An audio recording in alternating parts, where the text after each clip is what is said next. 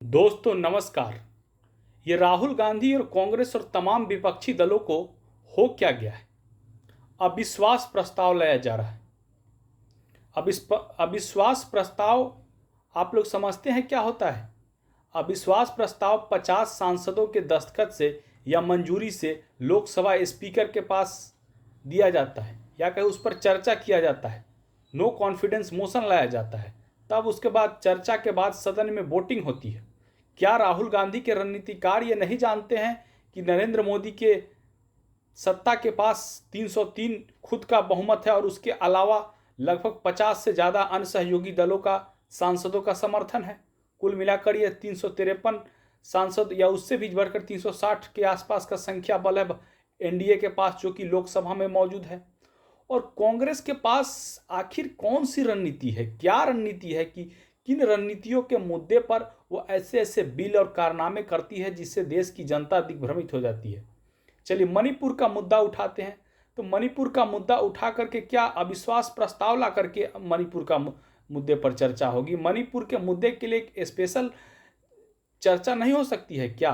और चर्चा जब आपके पास संख्या बल नहीं है तो उन मुद्दों पर जब चर्चा नहीं हो पा रही है देश में, क्या केवल मणिपुर के मुद्दे पर चर्चा होगी? राजस्थान, छत्तीसगढ़ और बिहार और झारखंड के मुद्दे पर चर्चा नहीं होगी? इन मुद्दों पर आप कहते हैं कि वो रूल्स के मुद्दे पर चर्चा होगी, ये रूल के मुद्दे पर नहीं चर्चा होगी। अगर आप सार्थक चर्चा करना चाहते ही हैं तो सरकार की बात क्यों नहीं मान लेते हैं कि आप जानते हैं ना लोकतंत्र किससे चलता है? लोकतंत्र में बहुमत से सत्ता चलती है। और बहुमत किसके पास है? बहुमत एनडीए के पास है। INDIA के पास न तो संख्या बल है उतना, और ना ही विधायक है, और ना ही सांसद है देश में उतने। तो आप कैसे भारतीय जनता पार्टी का विरोध कर पाएंगे? लोकसभा में भी आपकी सदस्यता कांग्रेस के पास केवल 52 या 54 सांसद है। इन 52 सांसदों के दम पर आप सरकार के खिलाफ कौन से अमेंडमेंट के तहत और कौन से प्रस्ताव के तहत, कौन से रूल्स के तहत आप सदन में चर्चा कराना चाहते हैं? यह समझ कांग्रेस को नहीं है। कांग्रेस के रणनीतिकार कौन से रणनीतिकार है जो सेल्फ गोल पर सेल्फ गोल लगातार किए जा रहे हैं और भारत में जो लोकतंत्र को जो दुहाई देते हैं, लोकतंत्र के मसले पर हर जगह मुद्दे पर वो कमजोर करने में लगे रहते हैं। यही कांग्रेस पार्टी है जो चीन के प्रति सॉफ्ट रुख रखती है, पाकिस्तान के प्रति सॉफ्ट रुख रखती है।